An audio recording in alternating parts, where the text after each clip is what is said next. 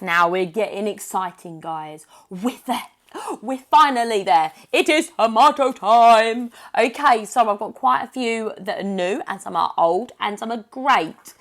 Some are less great, but we're going to go through them. So we're going to start off with a chocolate stripe.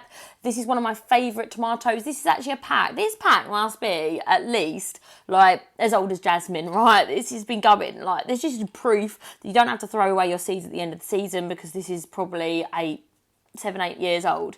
This is chocolate stripe. They're fantastic. They're like huge, big tomatoes, and they're just really lovely. They're like a dark brownie sort of colour with a red. They're more of a beefsteak. They're just great. Really fantastic flavour. I've grown these in pots. I've grown them in hydroponics. I've grown them in the ground. They've always really produced fantastic tomatoes. The only issue that I've ever had with them is when a couple of years ago we had really bad blight. Can't blame them. They're an heirloom variety. They are not crossed with anything, so you do have them issues with it, but there's a great variety. Huge. My biggest tomato was either this or a purple calabash. Can't really remember. I have to look. This is a new variety from that advent calendar that I had. This is a yellow variety. It is a pear-shaped one. All of the words here are given to me in Latin, so bear with me, I'm going to read it. But this is a purple pear. Germination will take between 10 and 14 days, not very long at all. So don't throw them away if they don't start sprouting straight away, because we've all been there, right?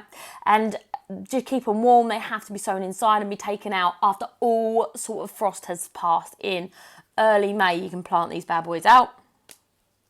Next one is Ananor. This is a beautiful tomato. It is green, okay, and then you slice into it and the middle of it is red. It is like, if Christmas was a tomato, this would be it. But the flavour of this tomato is out of this world. It is a larger tomato, it's a beefsteak, but the flavour is amazing. It took me ages to find these seeds, okay, and they are fantastic. I grew them for the first time last year, but I planted them super late. So I'm hoping this year I'm going to grow loads of them and they're going to be amazing. This is another one. I think it's called a Star Roslet. It is a yellow tomato with a variation of purple on it. It's also very, very good. It is frost tender. It is a large beefsteak tomato. So my beefsteaks I will sow first because they take a little bit longer to develop. Cherries, you can even sow them late. They're fine. This is a Tiganella, once again from that calendar that I got this year. I honestly really recommend it. I'm not being paid by them or anything, but I just think they're great. And they do these like stripy tomatoes. I grew them this year, not from the same packet, but I happened to buy some plants of it and they were really fantastic. I like all of the striped tomatoes. I grow quite a few of them, so it really sort of sit in. And they're like a slicing tomato, I guess. They're like the sort of tomato that you buy for sandwiches, that sort of thing. So that's really quite lovely. Got to make sure that you're pinching out the side shoots with these, because in our climate, you just don't have enough time to develop a huge entire like tomato tree. We're only looking for one stem because of our shorter season. Now, we've got a Mr. Stripey, which is the same basic principle as this one, but slightly different. It's more of a reddish colour and it's very, very nice. I think I got this on discount again. I think I paid less than £1 for it. Always look out for them sales. And like I said, it is heavy cropping. They're really great flavour. They're very, very flavoursome. They're really, really good. And they've got, as you see, red with them little yellow stripes. So I really like these. I think they're really good. They're fun for kids to grow because they're a little bit different, and it encourages kids just to eat their veggies. That's what I found anyway. The germination, once again, between 10 and 14 days. You should be able to see some little bits of green coming up. All tomatoes do prefer full sun, so you can't really be putting them. They have to have full sun. Some things I can be like, oh yeah, stick them in the shade like lettuce, but these ones need to be in your, these are the priority plants. Chilies, peppers and tomatoes and your squash are all your priorities. Everything else kind of like fits around them. Oh, and your sweet corn. So these are great. I use all of these to make tomato sauces. So if you are thinking, oh, I have to have paste tomatoes, technically yes, but I prefer like a more of a watery sauce because I put so many vegetables in it and blend it up that it thickens it up. It's up to you. Okay, so This is another one from that advent calendar. This is a balcony type. It's a little cherry tomato. Nothing massively crazy about this, but it is nice to have a cherry tomato. I mostly sow these for my mum, but I love them too. I'm happy to try to grow any. This is going to be great for pots, so that's always something to keep in the back of your mind if you aren't growing in the ground. This is abundant yielding, so this will produce lots and lots and lots in a small space, which is very handy to have.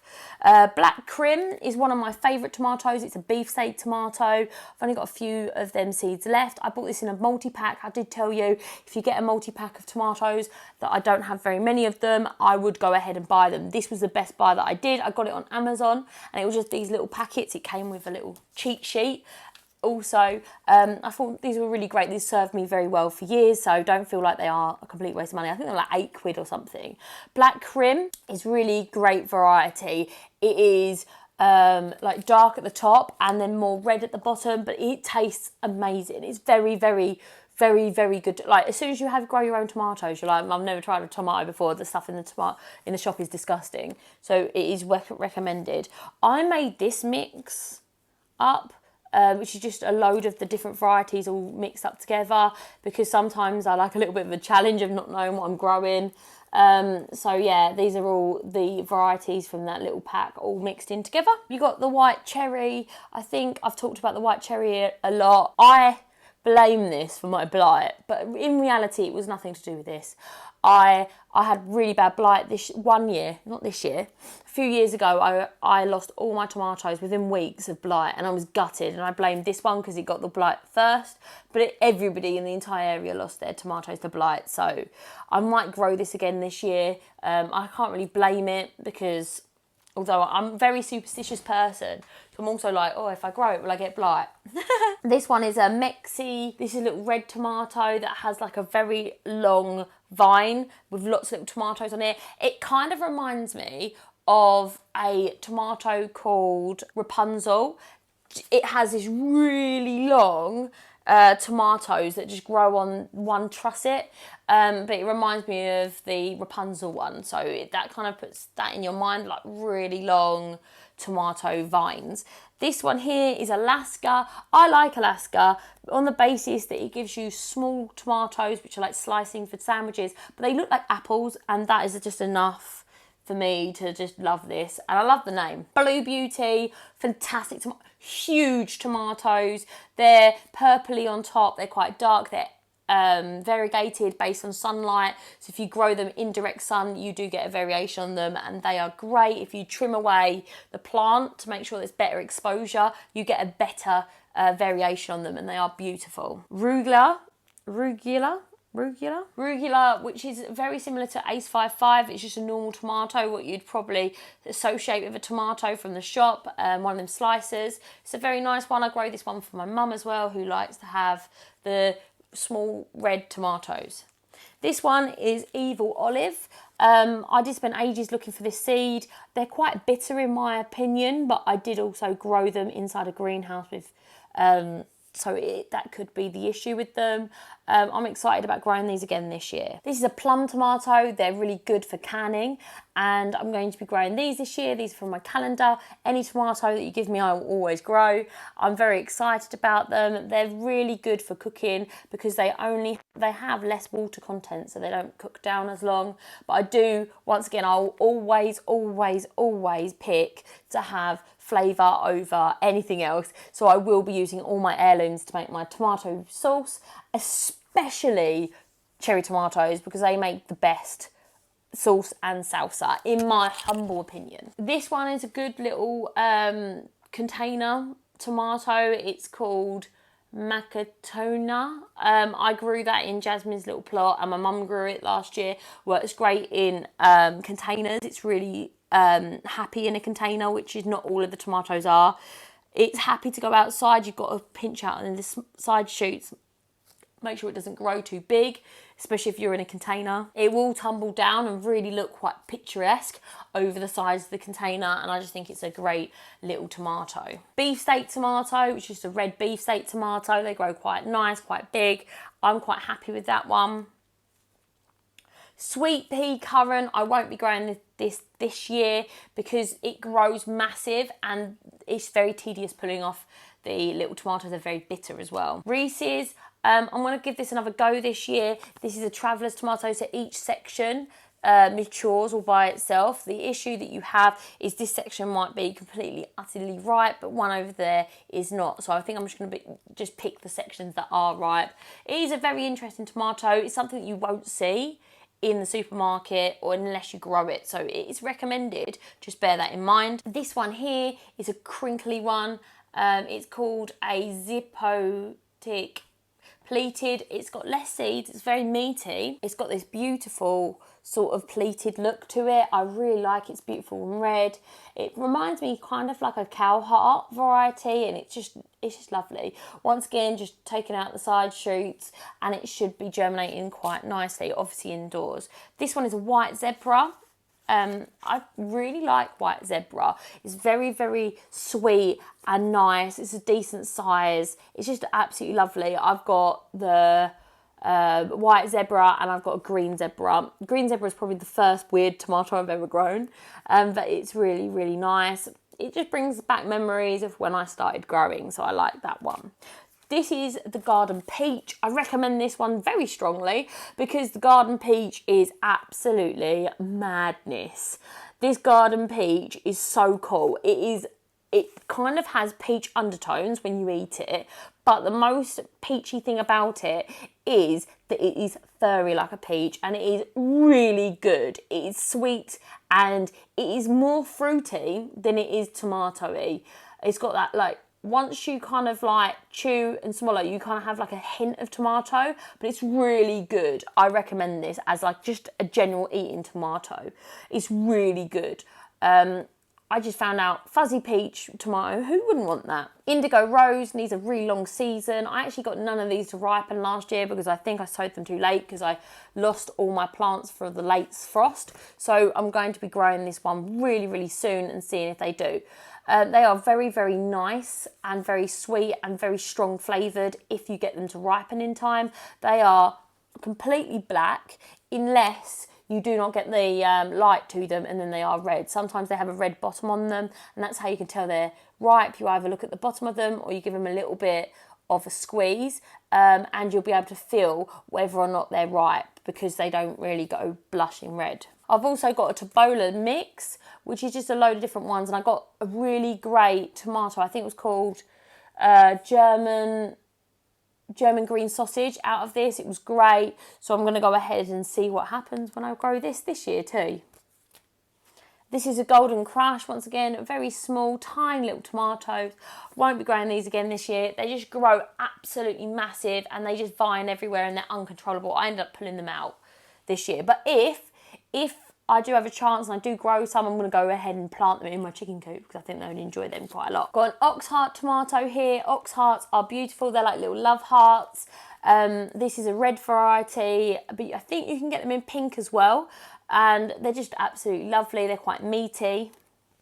This is Rainbow, which is a huge tomato. So we've grown this nice and early, and it is red and it is yellow, and it's like patchwork all the way throughout. It's absolutely beautiful. It's stripy. It's lovely. This is Tiger Blush, which is a plum variety. It is really beautiful. It is orange and it is yellow and it is red and it's beautiful. Chocolate pear, very similar to the yellow pear that I showed you before. Sorry, some of these have like where the seed packets break down. My allergies. So it's very much like the yellow pear, which is really nice, and it's very, very exciting, I do know. But it's different shapes, which just makes it very exciting. So it's a chocolate pear. This one's one of my favourite of all time. This is the black cherry. This is fantastic. Fantastic. It's really meaty, really great, really brilliant early in the season. This is my ultimate tomato early in the season, okay? Early in the season is this one, and then it was like, you know, the ones that I said, the golden peach, and the garden peach, the one, and all of the large beefsteaks are my favourite later on, but this one in the beginning is a fast because it's a cherry tomato. It is fantastic. However, in the later one, when the rains come in October, it splits, it's unusable, but the chickens love it. So this will be one of my favourite tomatoes for early season. Green Zebra, this is, my mum's actually asked me to grow this for her this year, but this will always have a special place in my heart and garden on the basis that it was one of my first tomatoes I ever grew. So, love you. Got the orange banana, which is very much like a orange cherry tomato, which is great. You've got blonde kufchef, which I think translates to blonde head. This is like, if you imagine grapes, big lot of grapes like this, then you can imagine what this looks like. But instead of grapes, they are yellow tomatoes. Very thin-skinned, very nice, huge. You need to support that to hold up them turrets of tomatoes because they're quite a lot. This one's Golden Nugget. I really loved it this year. It was absolutely ridiculous. Additionally speaking, it produced cherries, tomatoes, all the way to the bitter end. It was so resistant of any illness that all the other tomatoes got, and I had them right up until the final frost. They were amazing, so I'm definitely growing them this year.